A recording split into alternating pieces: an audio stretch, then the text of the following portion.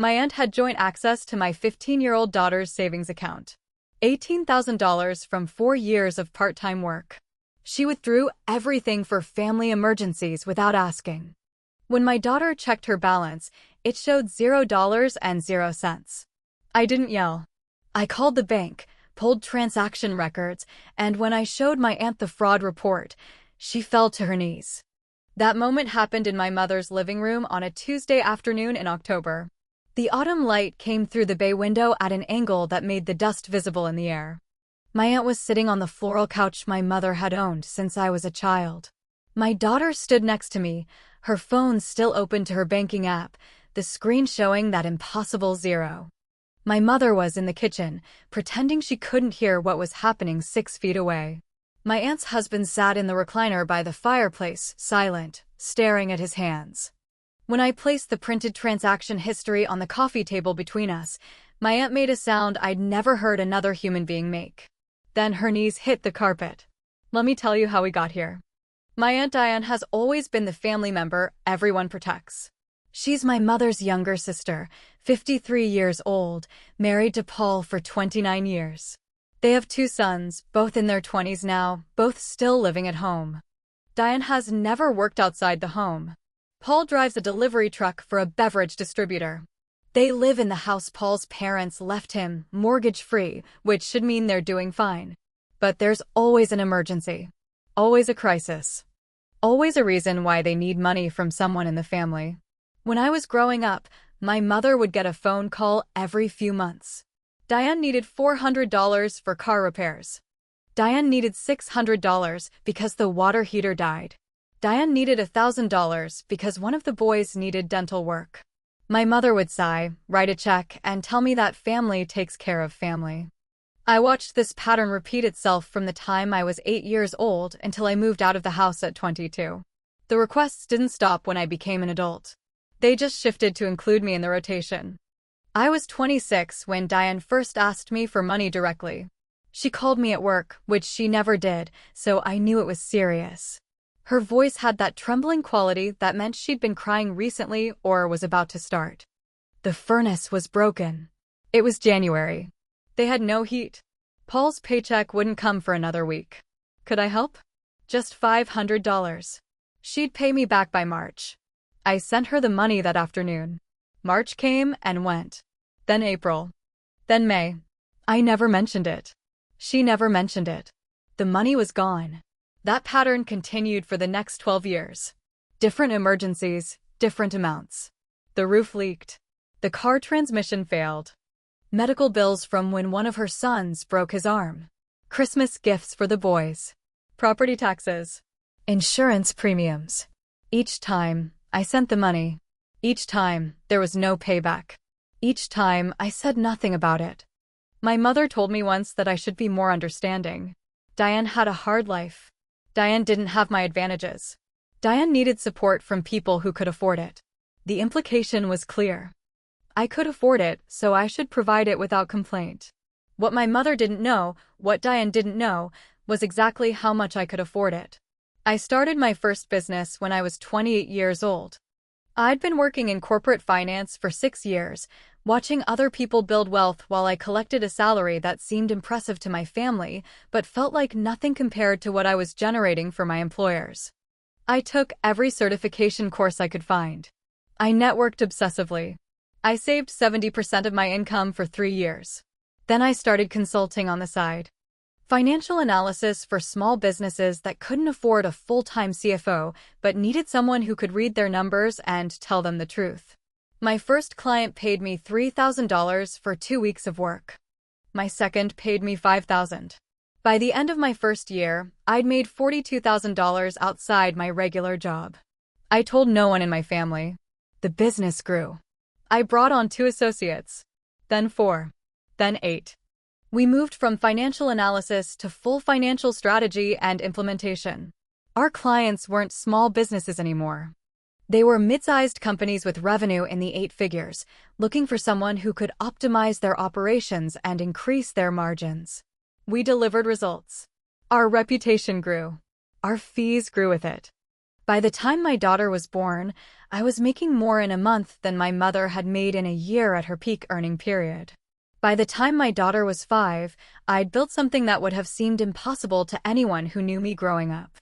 By the time my daughter was 10, I'd sold my equity in the consulting firm for enough money that I could have retired completely if I'd wanted to.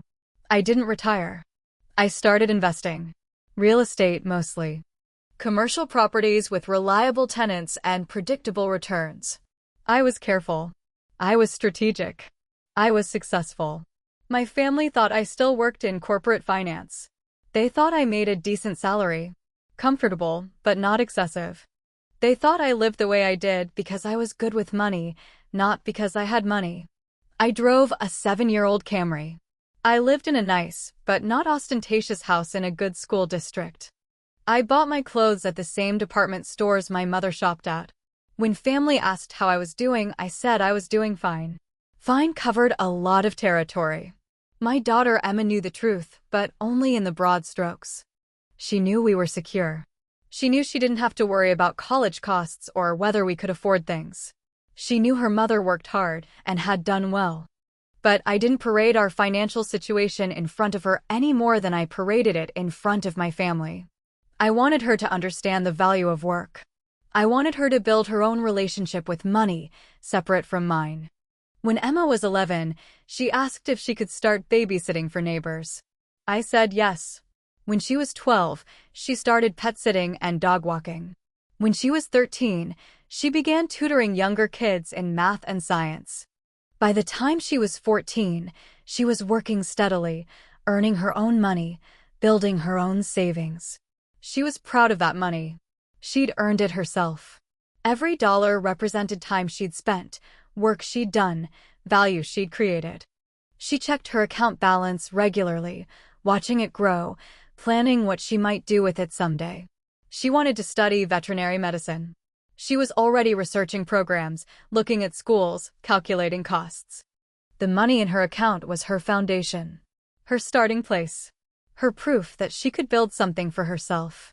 When she asked me about opening a savings account that would earn better interest than her basic checking account, I helped her research options.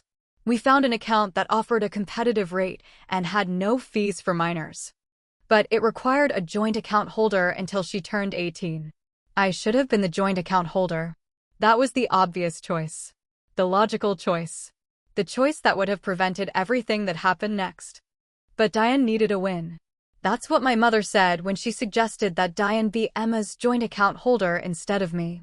Diane had been going through a hard time. Paul's hours had been cut. One of her sons had just lost his job. Diane felt useless, felt like she couldn't contribute anything, felt like she was always asking for help and never able to give anything back. If Diane could be the adult who helped Emma set up her first real savings account, it would mean something to her. It would give her a role, a purpose, a way to feel valuable. My mother presented this to me as a kindness I could do for Diane at no cost to myself. Emma's money would be safe. Diane would never touch it. She just needed to feel trusted. She needed to feel included. She needed to feel like someone in this family believed she could be responsible for something important.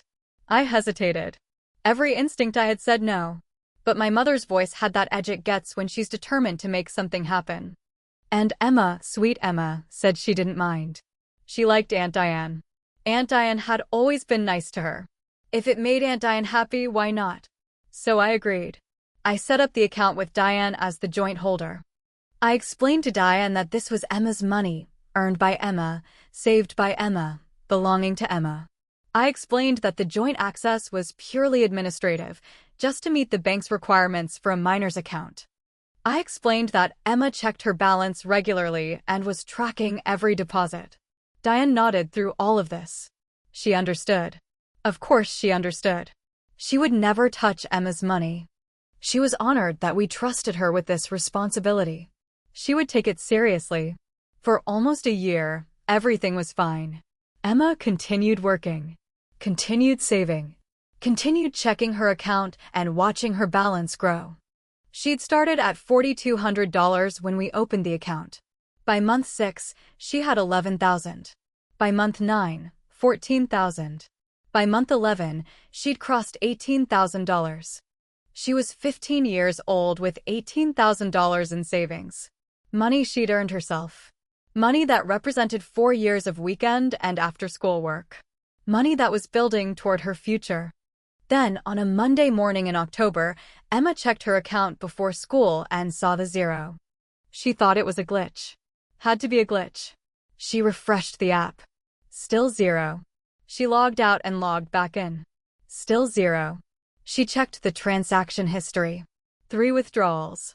All made on Friday afternoon. $6,000. $7,000. $5,000. All in-person withdrawals at 3 different branch locations. All made by the joint account holder. Emma came to my room.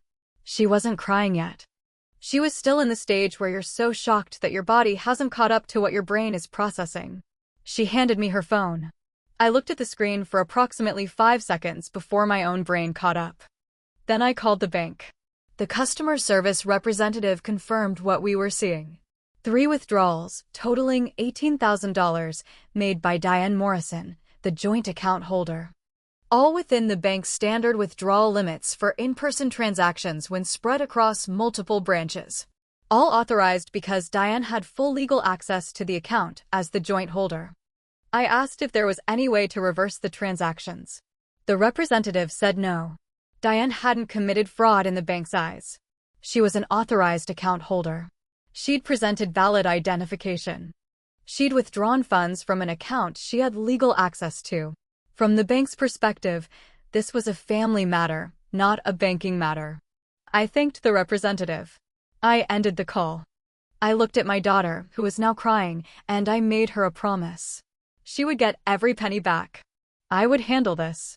She didn't have to worry about her college fund or her future or anything else. I would fix it. Then I started making calls. First, I called my attorney. Patricia Reyes has handled my legal matters for 8 years. She's sharp, thorough, and completely unfazed by family drama. I explained the situation in under 3 minutes. She asked 2 questions. Was Diane legally an authorized account holder? Yes. Did I want to pursue criminal charges? I told her I'd get back to her on that. Patricia said she'd pull together everything we'd need if I decided to go that route. Documentation of the account setup. Records of the stated purpose of Diane's joint access. Any written communication about the account. Any proof that Diane had been told this was Emma's money and not to be touched. I had all of that. I keep records of everything. Next, I called the bank again and requested printed transaction records for the full history of the account. Every deposit Emma had made. Every statement. Every piece of documentation that proved this was my daughter's savings, built over 4 years of work. Then I called my mother. My mother answered on the 3rd ring. Her voice had that bright, artificial quality she uses when she's about to tell me something she knows I won't want to hear. She already knew.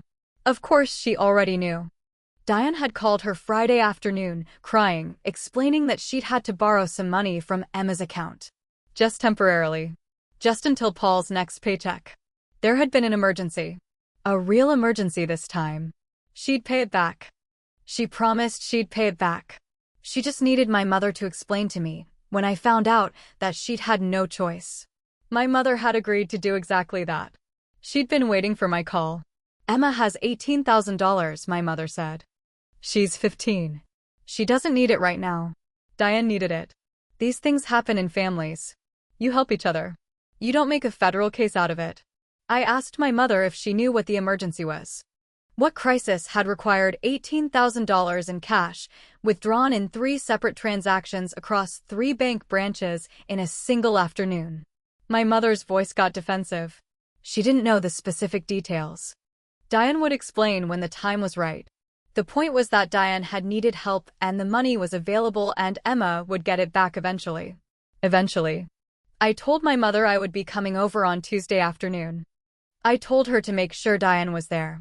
I told her not to warn Diane about anything we'd discussed. My mother started to argue. I ended the call. Then I sat with my daughter and walked her through what was going to happen next. I told her that the money was gone, but she wasn't losing it. I would replace every penny immediately. Her college fund was intact. Her future was intact. This was not her problem to solve. Emma asked me what I was going to do about Aunt Diane. I told her the truth. I didn't know yet, but whatever I did, it would be decisive. That night, I transferred $18,000 into a new savings account in Emma's name only. No joint holder. No one else's access. Just hers. The account I should have set up in the first place. Then I spent 3 hours going through every financial interaction I'd had with Diane over the past 12 years. Every time she'd asked for money. Every amount I'd sent. Every promise to pay me back that had never materialized. The total came to $41,000. I'd known it was significant. I hadn't realized it was that significant. $41,000 I'd given her over 12 years, not including what she'd just taken from Emma. And I'd never asked for any of it back. Never mentioned it. Never even hinted that I remembered. She told me she'd pay me back by March that very first time. That was 14 years ago. Patricia called me back that evening. She'd pulled together a preliminary case file. If I wanted to pursue charges, we had options. Theft by deception. Financial exploitation. Breach of fiduciary duty. The joint account access had been granted for a specific purpose, administrative necessity for a minor's account, and Diane had violated that purpose. We could argue that in court. But Patricia also told me what any good attorney tells a client in a family dispute. Court is slow. Court is expensive. Court destroys relationships permanently. Even if I won, which I likely would, I'd be spending years in litigation with my aunt and alienating everyone in my family who thought I was overreacting. I told Patricia I understood all of that. I told her to keep the file ready but hold off on filing anything. I wanted one conversation first. I wanted to see if Diane would do the right thing when confronted with reality. I spent Monday preparing. I printed every bank record.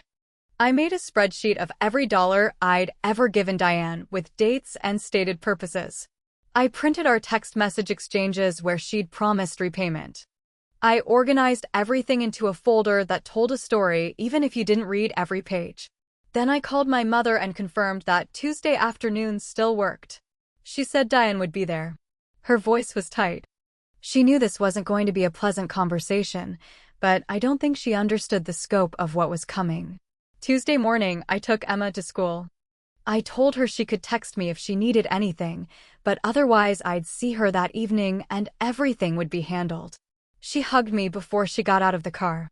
She told me she loved me. She told me she wasn't mad at Aunt Diane.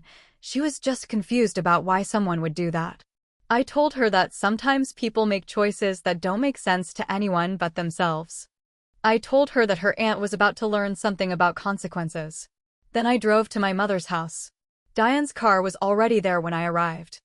A 12-year-old sedan with a dent in the passenger door and a crack across the bottom of the windshield. I parked behind it, blocking her in. I wanted her to have to ask me to move if she tried to leave before we were done. My mother opened the door before I could knock. She looked nervous. She was wearing the burgundy cardigan she wears when she wants to feel in control of a situation. Her hair was freshly done. She'd prepared for this like it was a performance. Diane was already sitting on the couch. She'd been crying. Her eyes were red and puffy, her nose pink at the tip. She had a tissue clutched in one hand. Paul was next to her, his arm around her shoulders, his expression blank. My mother gestured for me to sit in the chair across from the couch. I remained standing. I know you're upset, my mother started. I held up one hand. I'm not upset. I'm here for information. Diane's chin trembled. I was going to tell you. When? I kept my voice level. Calm. When were you going to tell me you withdrew $18,000 from my daughter's savings account? I was going to pay it back, Diane said. The tissue in her hand was shredded now, small pieces of white falling onto her lap. I promise I was going to pay it back. I just needed. What did you need? I took my phone out of my pocket and pulled up the bank transaction records. You made 3 separate withdrawals across 3 different branches in one afternoon. $6,000 at the first location. $7,000 at the second. $5,000 at the third. What emergency requires that specific pattern of cash withdrawals? Diane looked at Paul. Paul looked at his hands. My mother stepped forward. She doesn't owe you an itemized, Actually, she does. I didn't raise my voice. I didn't need to. She took $18,000 that didn't belong to her from an account where she had access specifically and only for administrative purposes related to a minor's banking requirements. She took money my 15-year-old daughter earned over 4 years of part-time work. Money Emma has been saving for college. So yes, Diane owes me an explanation of where that money went. The room went very quiet. Diane's voice, when she finally spoke, was barely above a whisper. Derek needed it. Derek is her oldest son, 26 years old. Still living at home. Derek needed $18,000, I repeated. For what? He got into some trouble. Diane was crying harder now, her words coming out in gasps between sobs. He borrowed money from someone. Bad people. They were threatening him. They were going to hurt him if he didn't pay them back. I didn't know what else to do. I didn't have $18,000. Paul didn't have it. I couldn't ask your mother again. I couldn't. You could have asked me. I said it quietly. You've asked me for money dozens of times over the past 12 years. Why didn't you ask me for this? Diane wiped at her face with the destroyed tissue. You would have said no. You're right, I said. I would have said no to giving Derek $18,000 in cash to pay off a loan shark or a drug dealer or whoever he borrowed from. I absolutely would have said no to that. But you know what I wouldn't have said no to? Helping Derek get into a debt consolidation program. Helping him find a financial counselor. Helping him get out from under whatever decisions led to him owing $18,000 to bad people. I would have helped with actual solutions. What I won't do is enable the same pattern that's been playing out in this family for as long as I can remember. My mother made a sound of protest. That's not fair. How much money have I given Diane over the past 12 years? I asked her directly. How much do you think it totals up to? Take a guess. My mother's mouth opened and closed. She had no idea. $41,000, I said. Not counting what she just took from Emma. $41,000 in car repairs and medical bills and emergency house fixes and Christmas presents and every other crisis that's come up. $41,000 I've never asked to be repaid. Never mentioned again. Never held over anyone's head. Because family takes care of family. Right? Diane was staring at me now. I don't think she'd ever actually calculated the total either. So here's what I want to understand, I continued. If I've given you $41,000 over 12 years without ever making you feel bad about it, why couldn't you ask me about Derek? Why did you have to steal from my daughter? I didn't steal. Diane's voice rose, defensive now. I had legal access to that account. I'm on the account. The bank let me withdraw the money. That's not stealing. There it was. The justification. The technicality she'd been clinging to. You're right, I said. Legally, you had access. Legally, you were allowed to make those withdrawals. The bank doesn't care whose money it was or why you had access to it. The bank just sees authorized signatures. So no, in the bank's eyes, you didn't steal. Diane's shoulders relaxed slightly. She thought I was conceding. But you and I both know that money wasn't yours, I said. We both know you were given access to that account for one specific purpose. We both know I explained, very clearly, that this was Emma's money. We both know you agreed you would never touch it. So you didn't commit a crime in the legal sense. But you absolutely violated a trust. You took something that didn't belong to you, that you were never meant to take, from a child who trusted you. Diane started crying again.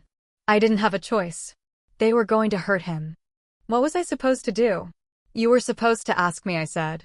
Or better yet, you were supposed to let Derek face the consequences of his own decisions. He's 26 years old. He's not a child. If he borrowed money from dangerous people, that's a choice he made. A choice with consequences. You can't protect him from everything. You can't bail him out of every problem. At some point, he has to learn. You don't understand what it's like, Diane said. You have one daughter. One perfect daughter who never gets into trouble. You don't know what it's like to have sons who make mistakes. You don't know what it's like to be terrified for your child's safety. The room felt smaller suddenly. My mother was watching me carefully, like she was trying to gauge how I'd react. I pulled the folder out of my bag. I set it on the coffee table between us. This is every financial transaction between us for the past 12 years, I said. Every time you asked for money. Every amount I sent. Every promise you made to pay me back. It's all documented. Dates, amounts, purposes. I kept records of everything. Diane stared at the folder like it was a snake. I also have the account setup documents for Emma's savings account, I continued. The paperwork that explains your role as joint holder was purely administrative. The conversations where I told you this was Emma's money. The text messages where you acknowledged that you understood. All of it. What are you doing? My mother's voice had an edge now. What is this? This is a choice, I said, looking at Diane. You have two options. Option 1. You return every penny of Emma's $18,000 within 30 days. You also enter into a written repayment plan for the $41,000 I've given you over the years. We'll work out terms that are realistic for your situation. I'm not trying to bankrupt you. But you will pay me back in full over time. Diane's face had gone pale. I don't have $18,000. I used it to pay Derek's debt. It's gone. Then you'll need to find it, I said. Take out a loan. Sell something. I don't care how you get it. But Emma gets her money back within 30 days, or I move to option 2. What's option 2? Paul spoke for the first time since I'd arrived. I looked at him. Option 2 is I file a police report for theft by deception and financial exploitation. I file a civil suit for the full amount Diane has taken over the years. I provide all of this documentation to law enforcement and let them decide whether criminal charges are appropriate. And I make sure everyone in this family understands exactly how much money has flowed in one direction over the past 12 years with nothing to show for it. My mother gasped. You wouldn't do that. You wouldn't drag your own family through court. I don't want to, I said. I really don't. But I will if Diane doesn't make this right. Because here's what you both need to understand. I've been quiet about my financial situation for a very long time. I've let people assume I'm doing fine, but nothing special. I've helped when asked and never made a big deal about it. I've been generous and patient and understanding. But the second Diane decided to take money from my daughter, that arrangement ended. I reached into my bag and pulled out another document.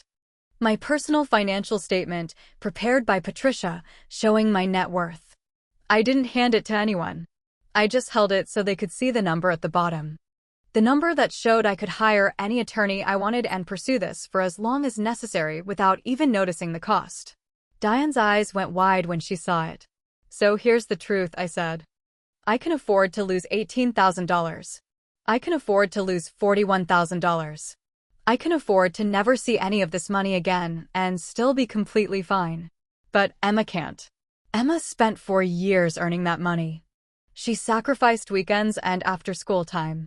She worked when her friends were relaxing. She saved when she could have spent. That money represents something to her. It represents her own capability, her own worth, her own future. And you took that from her without even asking. I put the financial statement back in my bag. So you decide, I said to Diane. 30 days for Emma's full $18,000, plus a signed repayment plan for the rest. Or I let the legal system handle it. Your choice. Diane looked at my mother. My mother looked at me. Paul stared at the folder on the coffee table like it might explode if he looked away. This is blackmail, my mother finally said. No, I said. Blackmail is threatening to reveal information to force someone to do something. This is consequence. Diane took something that didn't belong to her. I'm offering her a way to fix it before it becomes a legal matter. That's called mercy. My mother's mouth pressed into a thin line. She had no response to that. I looked at Diane. Do we have an understanding? Diane nodded. It was a tiny movement, barely perceptible, but it was there. I need to hear you say it, I said. Yes. Her voice cracked. I understand. 30 days, I said. Every penny of Emma's $18,000. And then we work out a plan for the rest. I can't, Diane started. You'll find a way, I said. Sell Derek's truck if you have to. Pawn your jewelry. Take out a personal loan. Ask Paul's family. I don't care. But you'll find a way because the alternative is worse. I picked up the folder from the coffee table and put it back in my bag. I'll be in touch in a week to check on your progress, I said. If you're making genuine efforts to get the money together, we'll talk about extending the timeline slightly. If you're not, I file everything with the police and we let them sort it out. I walked toward the door. My mother followed me. "You're really going to do this?" she asked quietly. "You're really going to treat your aunt like a criminal?" "She took $18,000 from my daughter," I said. "What would you call that?" My mother didn't answer. If you're the kind of person who roots for the underdog, and I mean really roots for them, go ahead and subscribe. Because what I did next is the reason I am telling you this story. I drove home. I texted Emma that the conversation had happened and that her money would be returned. I didn't tell her about the $41,000 or the repayment plan or any of the specifics. She didn't need that weight. That evening, Patricia called. She'd heard from Diane's attorney. Diane had hired an attorney. The attorney wanted to negotiate. They were claiming financial hardship. They were claiming Diane had made an honest mistake. They were claiming that family disputes shouldn't involve legal threats. Patricia asked if I wanted to respond. I told her to send a formal demand letter. $18,000 within 30 days. Full documentation of repayment plan for the additional $41,000. If both conditions weren't met, we'd file. Then I did something I hadn't done in years. I called every single member of my extended family and told them exactly what had happened. Not my version. Not an emotional plea for support. Just the facts. Diane had joint access to Emma's account for administrative purposes. She withdrew $18,000 without permission. The money belonged to Emma. Diane had been given 30 days to return it. Some of them were sympathetic. Some of them thought I was overreacting. Some of them didn't respond at all. But they all knew. And that mattered. Because the thing about family dynamics is they only work when everyone agrees to maintain the fiction. The fiction that Diane just had bad luck. The fiction that some people need more help than others. The fiction that asking for money repeatedly without ever paying it back is somehow different from just taking it. I stopped maintaining that fiction. I made it real. I made it documented. I made it something that couldn't be ignored or smoothed over or dismissed as family drama. And then I waited. Week 1 passed. Diane's attorney sent another letter. They were working on it. They needed more time. They were exploring options. Patricia responded with a deadline confirmation. No extensions. Week 2 passed. My mother called me 3 times. I didn't answer. She left voicemails asking me to be reasonable. To think about the family. To consider what this was doing to everyone's relationships. I didn't call her back. Week 3 passed. Paul called me. He asked if there was any way to work something out. Some kind of compromise. Maybe a longer timeline. Maybe a smaller amount initially. I told him the terms hadn't changed. Week 4 arrived. I had Patricia prepare the police report and civil complaint. Everything ready to file. Just waiting for the deadline. On day 29, Diane's attorney called Patricia. They had the money. All $18,000. They wanted to arrange the transfer and discuss the repayment plan for the remainder. I met with Patricia the next morning. We reviewed the terms. Standard personal loan structure. Fixed monthly payments. Interest rate that was more than fair but less than she'd get from a bank. Everything documented. Everything legally binding. That afternoon, I received confirmation that $18,000 had been deposited into Emma's account. That evening, I sat down with Emma and showed her the balance. Back to exactly where it had been before Diane had touched it. Emma cried. Not because the money was back, she'd already accepted that I'd replaced it, but because it meant her aunt had chosen to do the right thing. It meant the money she'd earned still existed, still mattered, still represented what she'd built. I didn't tell her about the repayment plan. I didn't tell her about the additional $41,000. That wasn't her weight to carry. But I kept the documentation. Every payment Diane made. Every signed agreement. Every piece of evidence that this had happened and that there had been consequences. If you are still here, I need you to do something for me. Hit subscribe. Because in about 2 minutes, everything I just told you about, every quiet meeting, every document, every number, it all comes together. And I do not want you to miss it. 3 months later, my mother called to invite me to Thanksgiving dinner. Family tradition. Everyone would be there. It was time to move past all this unpleasantness and be a family again. I asked if Diane would be there. My mother said of course Diane would be there. She was family. I told my mother that Emma and I would be having Thanksgiving at our house this year. She was welcome to join us. Diane was not. My mother was quiet for a long moment. Then she asked if I was really going to hold this grudge forever. I told her it wasn't a grudge.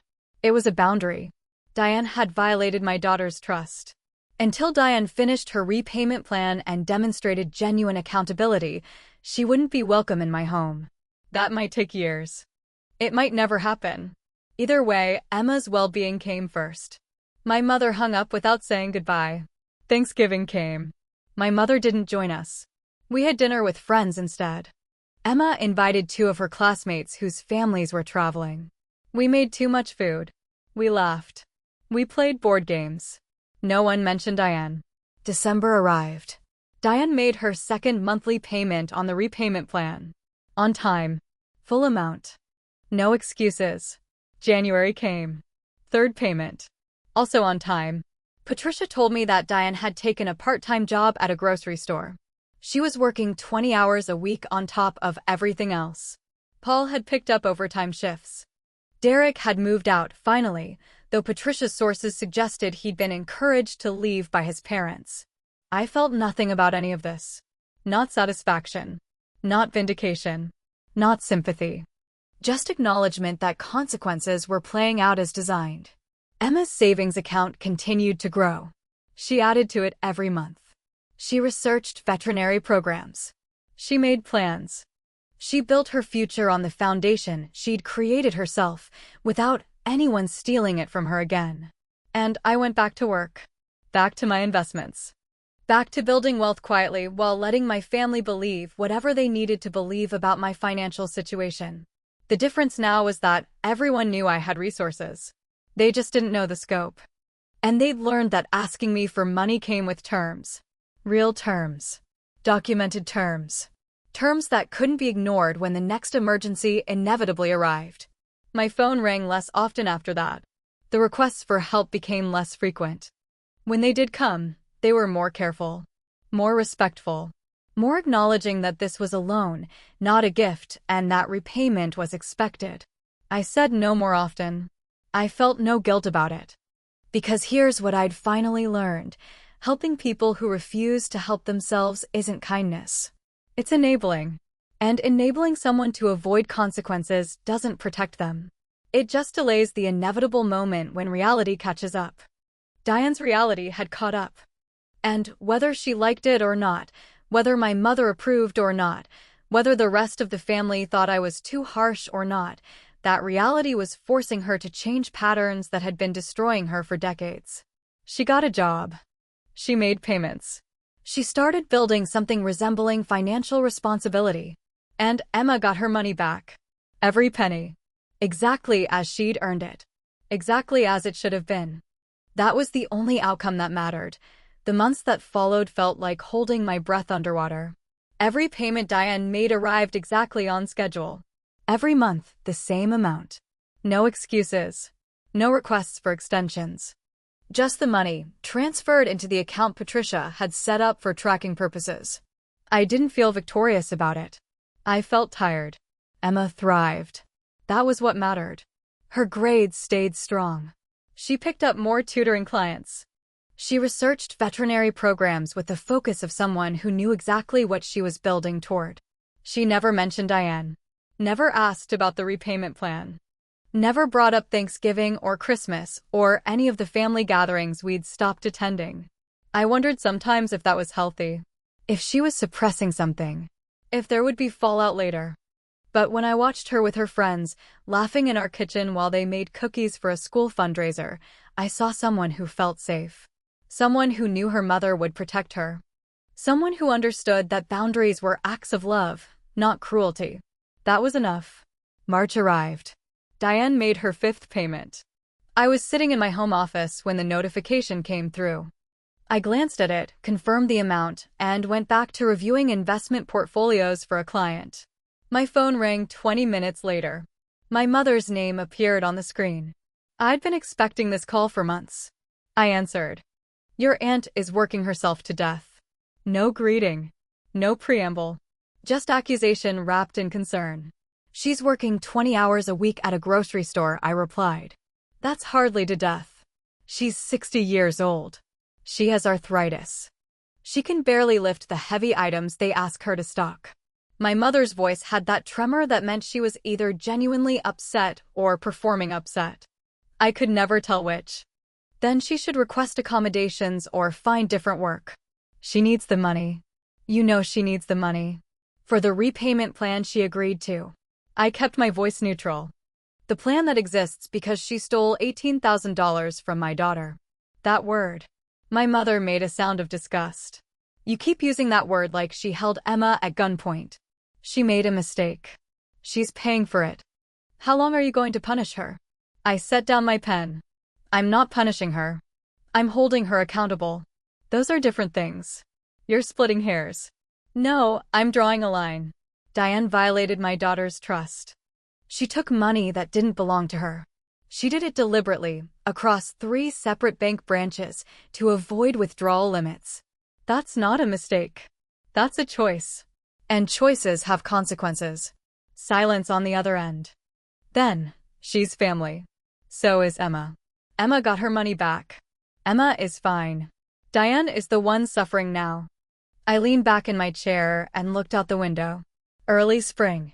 The trees were just starting to show green at the tips of their branches. Do you know what Derek is doing now? I asked. The question clearly caught my mother off guard. What does Derek have to do with this? Derek is the reason Diane needed $18,000 in the first place. So I'm asking, what is Derek doing now? Is he working? Is he paying his own debts? Has he learned anything from watching his mother destroy herself to cover his mistakes? My mother didn't answer immediately. When she did, her voice was quieter. He's working. I think. Diane doesn't talk about him much anymore. You think. I let that sit between us. So Diane is killing herself at a grocery store to pay back the money she stole, and Derek, the actual person who created the debt, is somewhere doing something you think might be work. Does that seem fair to you? Life isn't fair. You're right. It's not. But we choose what we accept and what we don't. Diane chose to enable Derek instead of letting him face consequences. She chose to take Emma's money instead of asking me for help. She chose to hire an attorney to fight me instead of just returning what she'd taken. Those were her choices. The repayment plan is the consequence. If she's suffering under it, that's something she can address by renegotiating terms or finding higher-paying work or asking Derek to contribute. What she can't do is make her suffering my responsibility. You used to be kinder. My mother's voice had an edge now. You used to understand that people make mistakes. I still understand that. What I don't understand anymore is why some people get to make mistakes over and over while other people have to be perfect. Diane has been asking family members for money for 30 years. 30 years of emergencies. 30 years of promises to pay back. 30 years of nothing changing. At what point does kindness become enabling? At what point does helping become hurting? So you're going to let your aunt work herself into the ground. I'm going to let my aunt fulfill the agreement she signed. If she wants to discuss modified terms, she can contact Patricia. If she wants to argue that the plan is unreasonable, she can present evidence. But I'm not negotiating with you on her behalf. And I'm not feeling guilty because she's experiencing the natural consequences of her actions. My mother was quiet for a long moment. When she spoke again, her voice was different. Flatter. You've changed. Yes, I have. Not for the better. That's your opinion. Mine is different. I picked up my pen again. Was there anything else? Easter is coming up. I'm hosting dinner. I'd like you and Emma to come. Will Diane be there? Of course she'll be there. She's my sister. Then Emma and I won't be attending. But thank you for the invitation. You're really going to keep doing this? You're going to keep punishing the whole family because you can't forgive your aunt. I'm not punishing anyone. I'm making choices about where Emma and I spend our time and energy. Diane isn't safe for Emma right now. When Diane completes her repayment plan and demonstrates genuine accountability, we can reassess. Until then, we'll celebrate holidays separately. And me? Are you punishing me too? The question surprised me. There was something underneath it. Something that sounded almost like hurt. You're welcome at my house anytime, I told her. You've always been welcome. But if you come, Diane doesn't. That's the boundary. You get to choose whether you accept it. That's not a choice. That's an ultimatum. Call it whatever you want. The terms don't change. I glanced at my computer screen. I had a meeting in 15 minutes. I need to go. I have a client call. Of course you do. You're always so busy with your important clients and your important work. Too busy for family. I could have argued. Could have pointed out that I'd spent 12 years making myself available whenever family needed something. Could have listed every emergency I'd responded to, every check I'd written, every time I'd rearranged my schedule to help someone who never said thank you. Instead, I said, "Goodbye, Mom. I hope you have a good Easter." I ended the call before she could respond. The client meeting went well. We discussed restructuring their debt load and increasing their cash reserves. Numbers and strategies and concrete plans. It was easier than family. Cleaner. More logical. That evening, Emma asked about Easter plans. I told her we'd be having dinner at home. Just the two of us. Maybe we'd invite her friend Sarah's family. Make it a joint celebration. Emma nodded. She was cutting vegetables for a salad, her movements precise and practiced. 15 years old and already more competent in the kitchen than I'd been at 25. Is Grandma upset? She asked without looking up from the cutting board. A little. Because of Aunt Diane. Yes. Do you think Aunt Diane is actually sorry? Emma's knife work didn't slow. Or is she just sorry she got caught? I stopped what I was doing and looked at my daughter. Really looked at her. When had she gotten so perceptive? I don't know, I admitted. I hope she's sorry. I hope she's learned something. But I can't base my decisions on hope. I have to base them on evidence. What would the evidence look like? Emma set down her knife and turned to face me. Like, if she was really sorry, how would you know? I thought about that. She'd take responsibility without making excuses. She'd acknowledge what she did and why it was wrong. She'd demonstrate changed behavior over time, not just when someone was watching. And she'd make amends not because she had to, but because she wanted to repair the damage. Has she done any of that? She's making the payments. That's something. But it's not the same as being sorry. No, it's not. Emma picked up her knife again and resumed cutting. Then I'm glad we're not going to Easter dinner. I don't want to pretend everything's fine when it's not. Neither did I. Easter came and went. We had dinner with Sarah's family. Emma wore the dress she'd bought with her own money. We laughed. We ate too much. No one mentioned Diane or my mother or family drama. It was peaceful. May arrived. Then June. Diane's payments continued like clockwork. I started to wonder if this was just the new normal. The repayment plans stretching out over years. My relationship with my mother reduced to occasional, stilted phone calls. Emma growing up without extended family gatherings. I told myself I was okay with that. I told myself boundaries were worth the cost. Mostly, I believed it. Then, in late June, Patricia called with news. Diane wanted to meet. Not through attorneys. Not with my mother as intermediary. Diane herself had contacted Patricia's office and requested a meeting with me. In person. Just the two of us. I felt something shift in my chest. Curiosity, maybe. Or caution. Did she say what it was about? I asked. She said she needs to tell you something. She wouldn't elaborate. But she was insistent that it had to be face to face. What's your read on it? Patricia was quiet for a moment. She'd been my attorney long enough to understand subtext. She sounded different. I can't explain it better than that. Just different. I agreed to the meeting. We scheduled it for the following Tuesday at Patricia's office. Neutral territory. Professional setting. Patricia would be present as a witness. I didn't tell Emma. Didn't tell anyone. Just marked it on my calendar and tried not to think about what Diane might want to say. Tuesday arrived.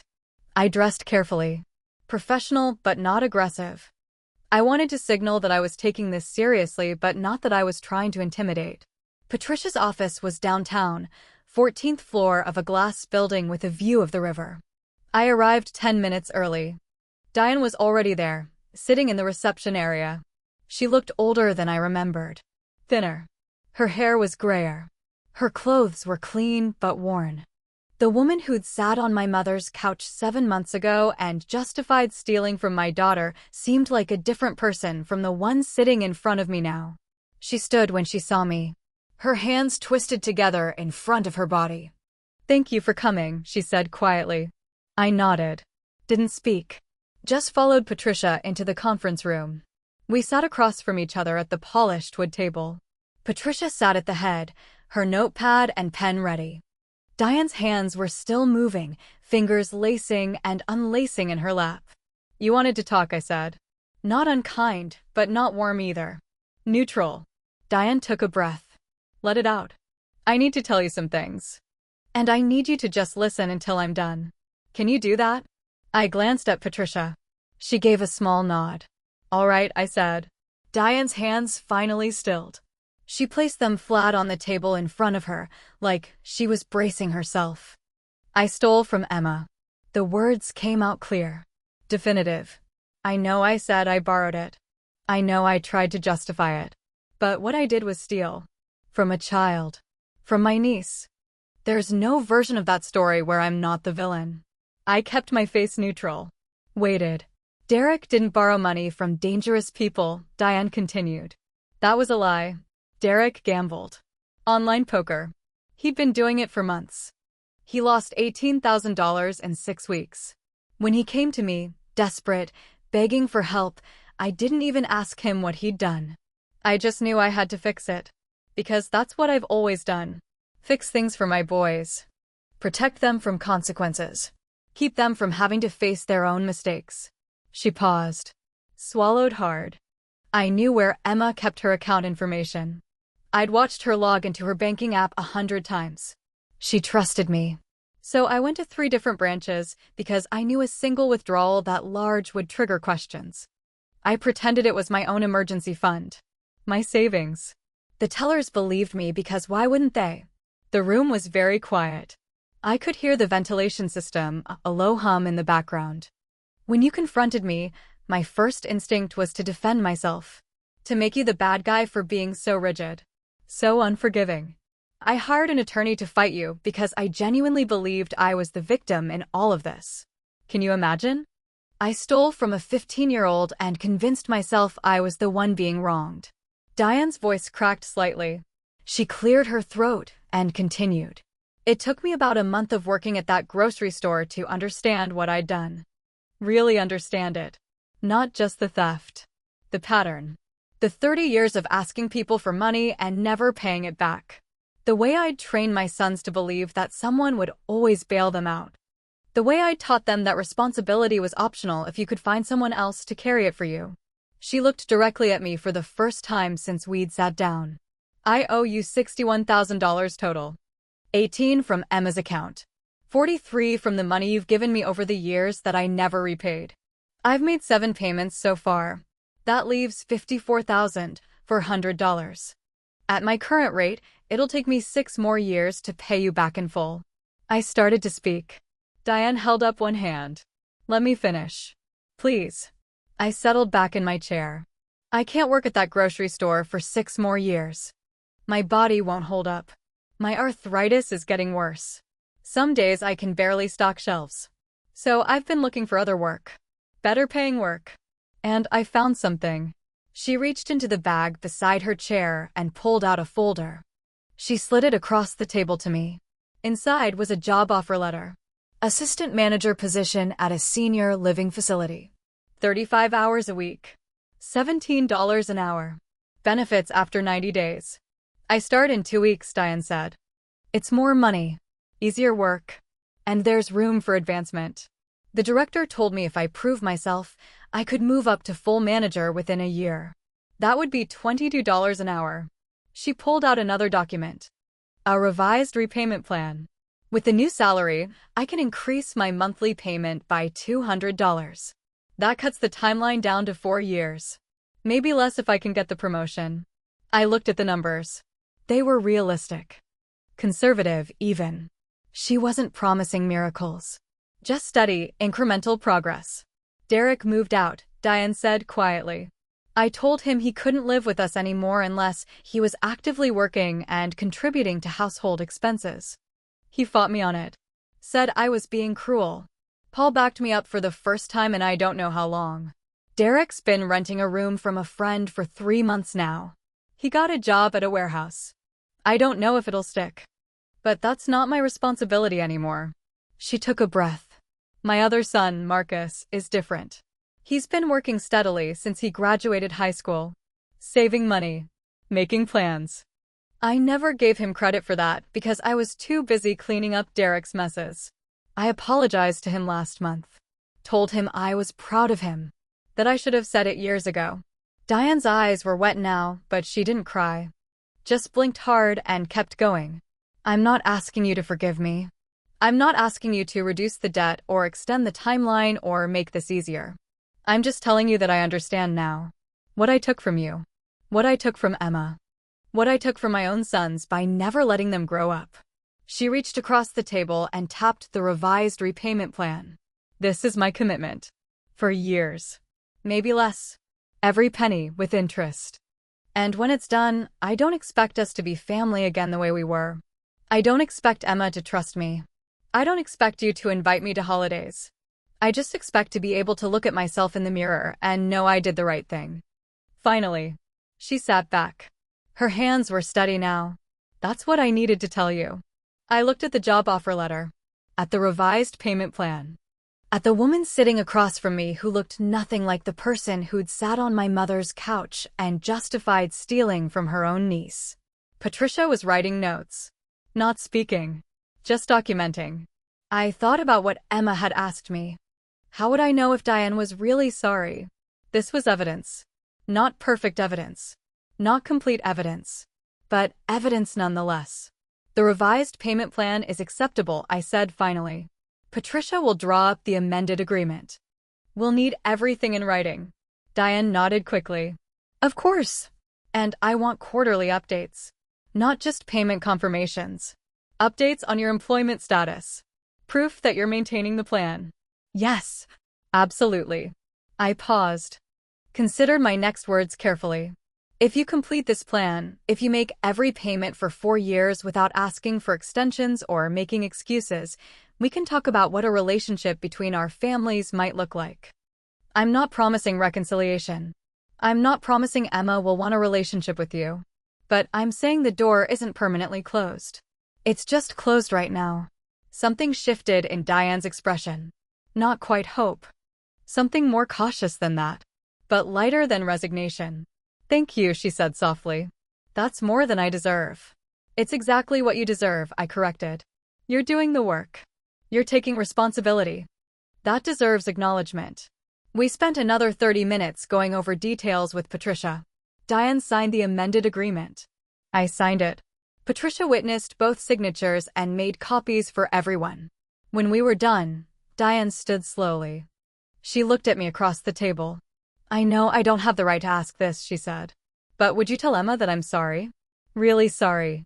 Not the sorry I said before when I was still making excuses. But actually sorry. I'll tell her, I said. What she does with that information is up to her. Diane nodded. She picked up her bag and walked to the door. Then she paused and turned back. You were right to do what you did, she said. I hated you for it at the time. But you were right. Someone needed to stop me. I'm glad it was you. Then she left. Patricia and I sat in silence for a moment after the door closed. That was unexpected, Patricia said finally. Yes, it was. Do you think she'll follow through? I looked at the signed agreement in front of me. For years. $54,000 for $100. Monthly payments. Quarterly updates. I think she's going to try, I said. Whether she succeeds or not, we'll know in time. I drove home feeling something I hadn't felt in months. Not relief exactly. Not vindication. Just a sense that maybe consequences could lead to change. Maybe accountability could lead to growth. Maybe boundaries could lead to healing, even if that healing looked different than I'd imagined. If you are watching this unfold and you are not subscribed yet, now is the time. Because what she said next changed everything. That evening, I told Emma about the meeting. We were in her room. She was organizing her bookshelf, a project she'd been working on for days. She had books sorted by subject and author, each stack representing a different category of her interests. I sat on her bed and gave her the summary version. Diane's apology. The revised payment plan. The acknowledgement of what she'd actually done. Emma listened without interrupting. When I finished, she was quiet for a long moment. "Do you believe her?" she asked finally. "I believe she's trying," I said carefully. "I believe something has shifted. But believing someone is trying and trusting them completely are different things. Will you ever trust her again?" "I don't know. Trust gets rebuilt slowly. Through consistent action over time. Ask me in 4 years." Emma pulled a book off the shelf and looked at it without really seeing it. "I'm not mad at her anymore. I was at first. Really mad. But then you fixed everything and it just felt like it happened to someone else. Like a story about a different person's life. That's actually a healthy way to process it. Is it weird that I kind of feel bad for her?" Emma set the book down and looked at me. Like, I know she did a bad thing. I know she stole from me. But working at a grocery store with arthritis because she messed up really badly, that sounds awful. It's not weird. It means you have empathy. That's a good thing. But I don't want to see her at family stuff yet. Is that okay? It's more than okay. It's smart. You get to decide what your boundaries are. No one gets to tell you when you should be ready to forgive someone or let them back into your life. Emma nodded slowly. She went back to organizing her books, but I could tell she was still thinking. "Mom," she said after a minute, "thank you for fixing it. And for not making me pretend everything was fine when it wasn't." "You're welcome. I'm glad you're my mom." I felt something loosen in my chest. Something that had been tight for months. "I'm glad you're my daughter." We spent the rest of the evening organizing her books and talking about her summer plans. She wanted to add more tutoring clients. She was researching summer volunteer programs at the local animal shelter. She showed me the acceptance letter for a veterinary medicine summer camp she'd applied to. Her life was moving forward. Building. Growing. The theft had been a disruption, but not a derailment. She was resilient in a way that made me proud and a little odd. The next 4 years unfolded predictably. Diane made every payment. Not a single late payment. Not a single request for extension or reduction. Every month, the money appeared in the designated account. Every quarter, she sent employment updates and proof of income. She got the promotion to facility manager after 14 months. Her payments increased accordingly. The 4-year timeline compressed to 3 years and 2 months.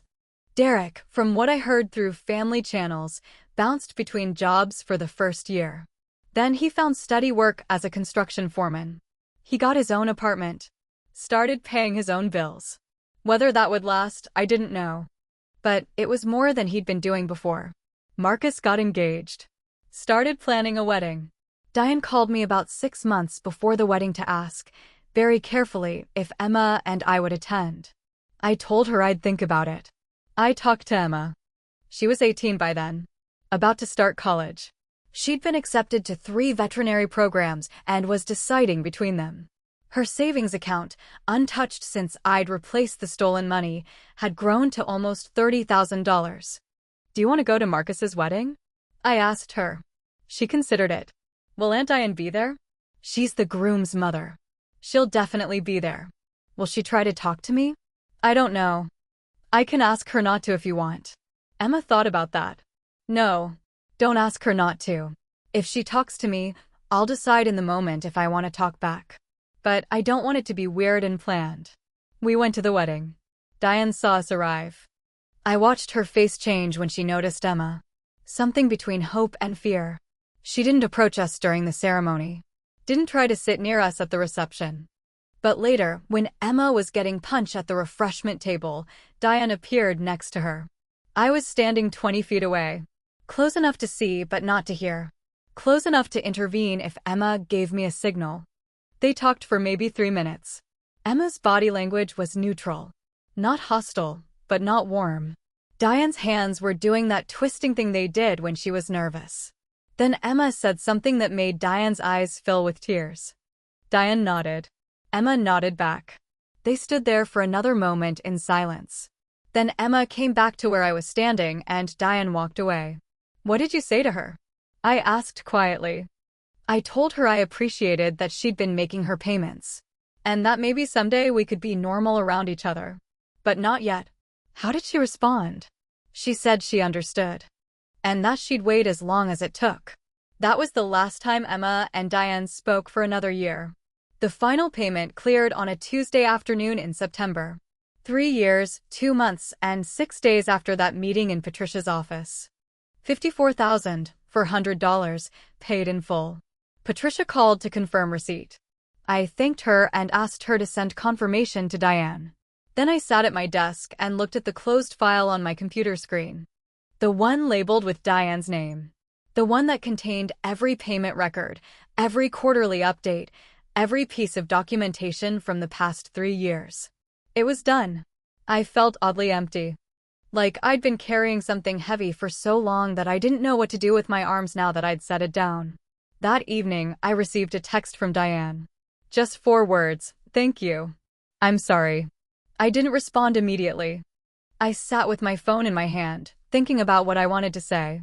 Finally, I typed back, you kept your word. That matters. 3 dots appeared. Disappeared. Appeared again. Then, can I take you and Emma to lunch sometime? No pressure. Just to talk. When you're ready. I thought about that. About what ready might look like. About whether I wanted to reopen a door that had been closed for so long. I'll ask Emma, I replied. We'll let you know. I did ask Emma. She was home from her first semester of college for fall break. She was thriving. Top of her class in anatomy. Volunteering at the campus veterinary clinic. Already talking about specializing in exotic animal medicine. Aunt Diane wants to take us to lunch, I told her. She's finished the repayment plan. She wants to talk. Emma was lying on the couch with her biochemistry textbook. She set it down and looked at me. Do you want to go? She asked. I'm asking what you want. I know. But I also want to know what you want. Because this isn't just about me anymore. She was right. It hadn't been just about her for a long time. Maybe it never had been. I think I'm willing to try, I said slowly. I'm willing to sit across a table from her and see if there's anything salvageable. I don't know if we'll ever be close again. I don't know if we should be. But I'm willing to see. Emma nodded. Then yeah, let's do lunch. We met at a small restaurant downtown. Nothing fancy. Just a place with good sandwiches and natural light. Diane arrived first. She'd gained a little weight back. Looked healthier. Her hair was styled. She was wearing clothes that fit properly. The exhausted, desperate woman from 3 years ago was gone. We sat, ordered food, made small talk about the weather and the restaurant and other meaningless things. Then, when the food arrived and we had no more delays, Diane looked at both of us. I don't expect forgiveness, she said. I just want you to know that the past 3 years have been the hardest and best thing I've ever done. Working at that facility, making those payments, facing what I'd become, it changed me. I'm not the person who took that money from Emma's account. I'll never be that person again. People don't really change, Emma said quietly. It wasn't cruel. Just factual. They just get better at managing who they are. Diane smiled slightly. You're right. But managing who I am is a better version than letting who I am run wild. I'll take it. We ate. We talked. Not about the theft. Not about the repayment plan. Not about the years of dysfunction and enabling and financial chaos. We talked about Emma's college program. About my recent acquisition of a commercial property with excellent rental prospects. About Marcus's new job and his wife's pregnancy. About small, normal things. It wasn't comfortable exactly. But it wasn't hostile either. When lunch ended, we walked to the parking lot together. Diane hugged Emma carefully, like she wasn't sure it was allowed. Emma hugged her back, briefly. Thank you for giving me a chance, Diane said. Thank you for earning it, Emma replied. Then we got in our separate cars and drove away. Emma and I didn't talk about it on the drive home. Didn't analyze it or process it or try to decide what it meant. We just drove. Later that night, Emma came into my office where I was working. I'm glad we went, she said. I don't know if we'll be close again. But I'm glad we tried. Me too. And Mom? Thank you for not making me forgive her before I was ready. A lot of parents would have forced it. The whole she's family thing. You never have to forgive anyone before you're ready. Not for family. Not for anyone. Emma nodded. Then she hugged me, long and tight, and went back to her room. I returned to my work. Numbers and projections and careful planning. The things that made sense. The things I could control. My phone buzzed. A text from my mother, who I'd been speaking to more regularly over the past year. Diane told me you had lunch. How did it go? I typed back, better than expected. 3 dots. Then, maybe you could come to Christmas this year. All of us together. I looked at that message for a long time. Finally, maybe. We'll see. It wasn't a yes. But it wasn't a no either. And that felt like progress. 3 months later, Emma came home for winter break with news. She'd been offered a research position with one of her professors. Paid position. Would look incredible on her veterinary school applications. She was bouncing with excitement as she told me about it. The project involved studying exotic bird nutrition. She'd be working with parrots and macaws and birds I'd never heard of. This is amazing, I told her. I'm so proud of you. I'm proud of me too, she said, grinning. And you know what the best part is? I earned it. Nobody gave it to me because they felt sorry for me or because they owed someone a favor. I earned it based on my work. That word. Earned. The same word that had been at the center of everything 3 years ago. The $18,000 she'd earned. The trust that had been violated. The consequences that had followed. She'd taken something that could have broken her and used it to become stronger. That night, I updated my own financial records. The account that had tracked Diane's repayment plan showed a final balance of 0. All payments received. All obligations met. I could have left it there. Could have closed the file and moved on. Instead, I created a new document. A letter to Emma, to be opened when she graduated from veterinary school. In it, I detailed everything that had happened. Not the sanitized version. Not the version that protected anyone. The full truth. What Diane had done. What I'd done in response. The repayment plan. The consequences. The slow, difficult process of rebuilding trust. And at the end, I wrote this. You are reading this because you've achieved something remarkable. You've become a doctor of veterinary medicine. You've built a career based on your own merit, your own work, your own persistence. When you were 15, someone tried to take that future from you. They failed. Not because I replaced the money, though I did, but because you never let what happened define you. You kept working, kept saving, kept building. The money I replaced was never the point. The point was showing you that someone who violates your trust faces real consequences. That boundaries matter. That you are worth protecting. I hope I taught you that. I hope you carry it forward into your career, your relationships, your life. You earned everything you have. No one can take that from you. Not ever again. I love you, Mom. I saved the letter. Encrypted it. Set a reminder to give it to her on her graduation day. Then I closed my laptop and went to find my daughter. She was in the kitchen making late-night snacks, singing off-key to music playing from her phone. She looked happy. She looked safe. She looked like someone who knew her worth. And that was worth more than $61,000. Worth more than family harmony. Worth more than anything. Diane finished her repayment plan. She changed. Or maybe she just learned to manage herself better. Either way, she became someone who could be trusted with small things again. Maybe someday bigger things. My mother and I repaired our relationship, though it looked different now. More honest. Less performative. Emma thrived. She's finishing her doctorate now. She has friends. Mentors. A bright future built on her own foundation. As for me, I learned that sometimes the kindest thing you can do for someone is refuse to enable them. That protecting your child means setting boundaries, even when those boundaries destroy relationships.